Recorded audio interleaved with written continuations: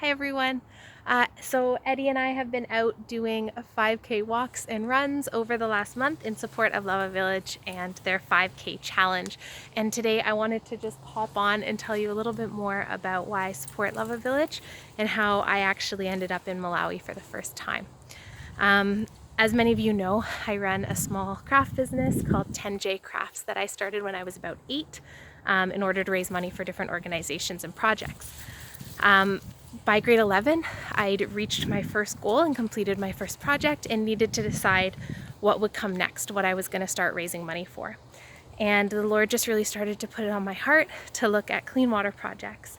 And the more that I looked at it and the more research I did, it really just broke my heart as I realized that if you don't have access to clean water, it affects every aspect of your life.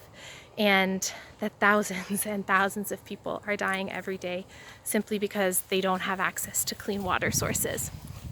So I started raising money in grade 12, having no specific idea or plan as to exactly where that money would go.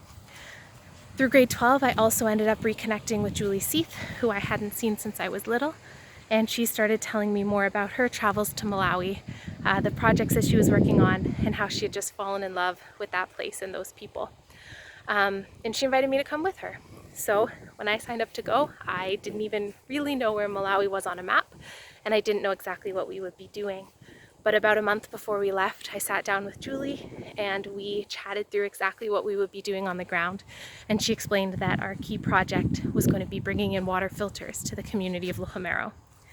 And it was one of those beautiful God moments where things really came full circle for me, where I was able to now channel these funds that I'd been raising over that year to actually help purchase the filters and cover some of the project costs that we would have while on the ground doing these projects. So I flew to Malawi, and just as Julie said, I was so amazed and just fell in love with the people and the culture and that place. And I still believe that making that choice to go has been one of the greatest and richest and most rewarding choices I've ever made in my life. And we arrived in Malawi in September 2014, and our first day in the village, we were bringing in a set of water filters. And the reality is that I knew what the issue looked like. I'd read many articles, I'd done my research, I knew the statistics, I'd seen photos and videos, but nothing prepares you for seeing it firsthand. And on my first day in the village, I walked out with this little girl to collect water, and she led me up to this tree near her home. And at the bottom of the tree was a puddle, and the puddle was covered in thick green algae.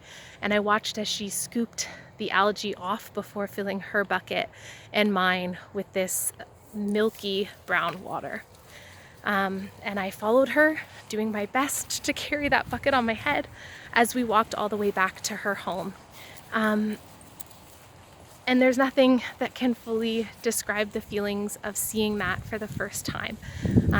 And it really sinking in that this was that girl's reality for every day of her life. But to also know that it wasn't going to be the reality anymore, that little girl's family was going to be receiving a water filter that day that would keep her family and her extended family that lived around her clean for years and years to come. And that story has always stayed with me since then. I've been to Malawi twice more, and I have seen more contaminated and unprotected water sources than I can count.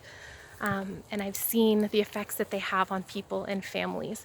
But I've also seen the other side, and I've seen the way that Lava Village's projects are working, that they are keeping people safe and healthy, that they're not just providing filters or shallow water wells or boreholes, but they're engaging the community in creating those clean water sources. They're training people on how to use and maintain those sources, how to repair them if they break down, how to keep them safe and healthy for years and years to come. And they're also training people on the importance of using clean water, of washing your hands, of keeping your house and your family and yourself clean and sanitize in order to stay healthy. And as you can imagine, that becomes even more pressing in the world right now in light of COVID and all the other diseases and illnesses that affect people. Hand washing and access to clean water are some of the greatest barriers and combats to be able to keep people safe. So I'm walking the 5K challenge because I've seen firsthand, because I know these people. They are some of the greatest, strongest, and most beautiful people I've ever met in my life. And I wish I could sit here and tell you story after story of the ways that they have taught me about love and grace and strength, and the ways that their lives have been changed and impacted by Love of Village's projects. But I'm choosing to walk, to stand beside my friends in Malawi, even though I can't be there right now, to walk here and to tell their stories and to stand with them and tell you that clean water saves lives. And now more than ever, it's incredibly important. So if you'd be interested in joining the 5K challenge or making a donation to Love a Village mission, it will have a huge, huge impact. Thank you.